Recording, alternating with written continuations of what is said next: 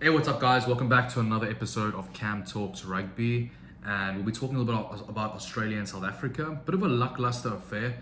I mean, South Africa played really well to win the game, but the Aussies hang in there. Like, they just have this tendency to hang in there. Even if we look at the British and Irish Lions and how the Aussies played against the Lions, I mean, if they won that second test, I mean, if my auntie had balls, she'd be my uncle, as they would say. But if Australia had won that second test, I mean, they could have taken the Lions series, and it was made on a split decision at the end of the game by the referees. So, look, Australia are definitely building something. I see with Joe Schmidt, there's something happening there at the moment. There really is. There's something happening at the moment, and the Aussies are really building something, especially around 9 and 10 with Nick White as well as James O'Connor. I love that pairing. It's just got a really cool feel to it, as well as Will Skelton as well coming back. So, and bringing his experience from France back to Australia. So, look, the Aussies have really got something good going, and they're going to be a force to be reckoned with in these next games in the Rugby Championship. Now, analysing a bit of South Africa. Look, a big improvement this week compared to last week. Huge improvement in especially in the forward department. Huge improvement. A lot more clinical. 10 with Pollard. Having Pollard back at 10 has really brought some stability back into the team. Look, I love Marnie. I love Sasha. I think Sasha's definitely the future of the Springbok team, and he's really good at what he does. I think just Pollard sometimes brings some sort of stability back to the team, you know. And look, I mean, obviously the last game he did start for us against, and I think it was against Italy, wasn't his best game, but he does bring some sort of solidity and stability back into the team. You know, I think Kane and Moody played very well. Our centre pairing with Jesse and Damien always seemed to get the job done. So. And also, I think Fussy had a good game. I think, look, there was moments where Fussy made mistakes, like at the end of the game where he got the yellow card. I think he took one, in all honesty, for the team there, because that looked like a try. Even though it was on the halfway, it was a 4-on-1 man overlap. So if the Aussies didn't score there, then there'll be a schoolboy error.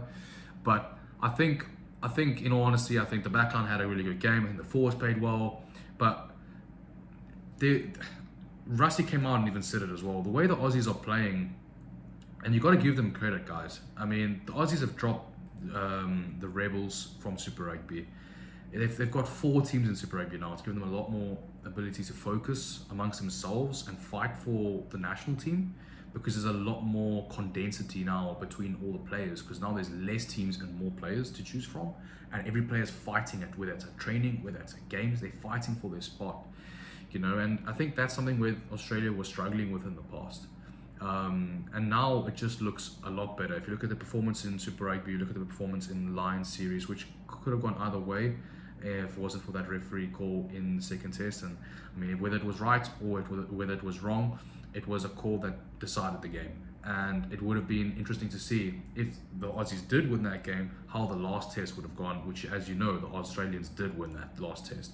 So they're coming in both physically ready and mentally ready from a hectic Lions series coming into this Rugby Championship. And they are a force to be reckoned with, 110%. So you've got to give them credit where credit is due. If we look at the last 15 minutes of that game, James O'Connor missed an absolute sitter in front of the poles to make it 24-23 to Australia. And yes, okay, South Africa scored a try in the last 10 minutes with Etzebeth, but I mean, they were in that game again. So I do see Australia having a good Rugby Championship as it goes on, and I see that gap from Australia and Argentina to South Africa is definitely closed. It's closed a lot. But in terms of the Boks, I don't know where to what to even think right now, because I mean, against Italy we didn't have our 2 best performances. Against Georgia we had a better performance and we could see some improvement there.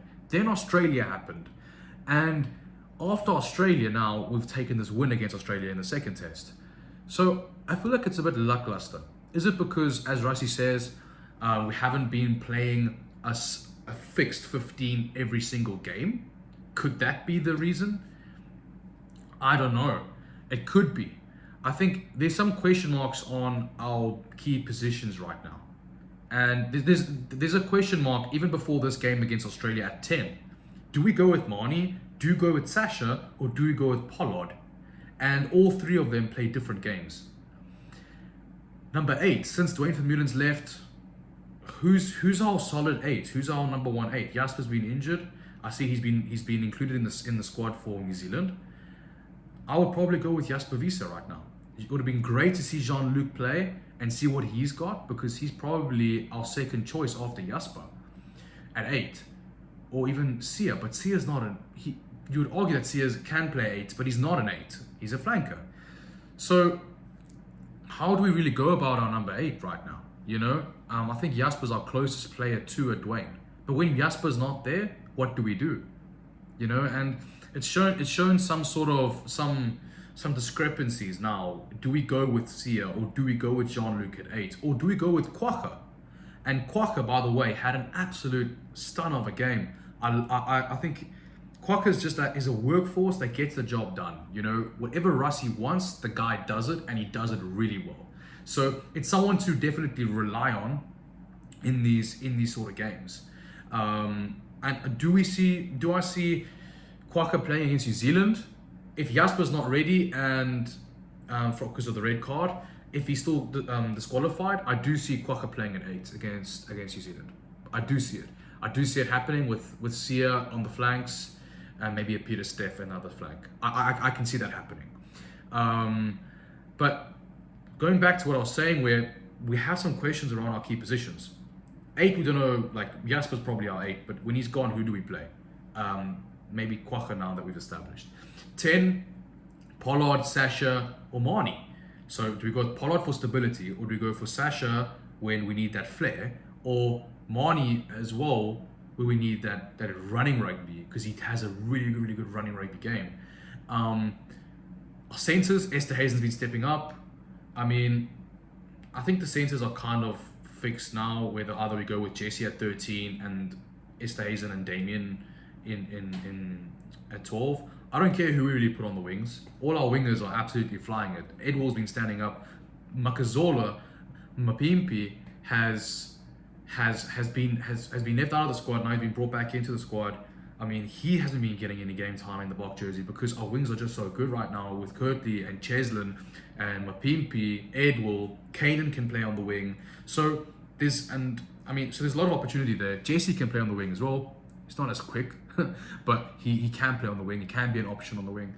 And then at 15, you know, is Damien's confidence back?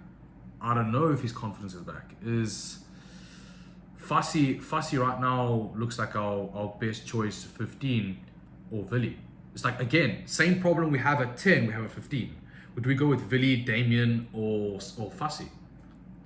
You know, or do we put in Sasha at 15? I don't think so. So, look, we possibly could. So, a lot of confusion around the team right now, and I can see that as well with the selections being done. You can see Russ is trying things, and I mean, Russ always got a plan from what we know. He's always got his own plan and the way he does things, and maybe it's a part of the plan. Maybe it is, because after the Rugby Championship we do go north and we play against a lot of the European teams. And they're going to be strong. They're going to be wanting us. France are going to be wanting us when we go play there. So, zooming back in on the Rugby Championship, it is a bit confusing to see what we're doing, because there's not really, like, we don't really know who we're going to play next, like, in terms of our own team, like, who we're going to actually start. So, there's a bit of confusion there right now. But, I mean, look, this Rugby Championship can go either way, guys. It really can right now. I mean, the gap between Australia, Argentina, and New Zealand and South Africa is minimal. It really is. It's minimal, and I mean, so it's going to be interesting to see. I do see South Africa getting a win in New Zealand. Touch wood. I do see it happening. I do see Argentina potentially getting a win against Australia. I see these next two rounds coming out similar to what the standings look like now. I see that happening. So very, very interesting to see what happens here, guys. And as we go into the next 2 weeks, I will get a video out a lot closer to the next game against New Zealand, and because that will be an absolute insane game. Like that will be a really, really proper game. So I'm looking forward to that, and also the banter between a bit of Rusty. I'm checking out the X to see what Twitter feeds and posts come out now this week, because he's always in the banter. So looking forward to the next game. But yeah, I mean, in terms of this week, I think Pollard coming back in the 10 jersey was a huge plus for South Africa. Kwaka playing at 8, taking the ball up, and the workforce that he brings has been great. And in terms of Australian rugby, they're up on the run. They're really, really doing well. And I think Argentina need to be wary, because this Aussie team is on the level of just under South Africa and New Zealand, 110%. That's my take on it. So look, guys, catch you again a little bit later, and God bless you all.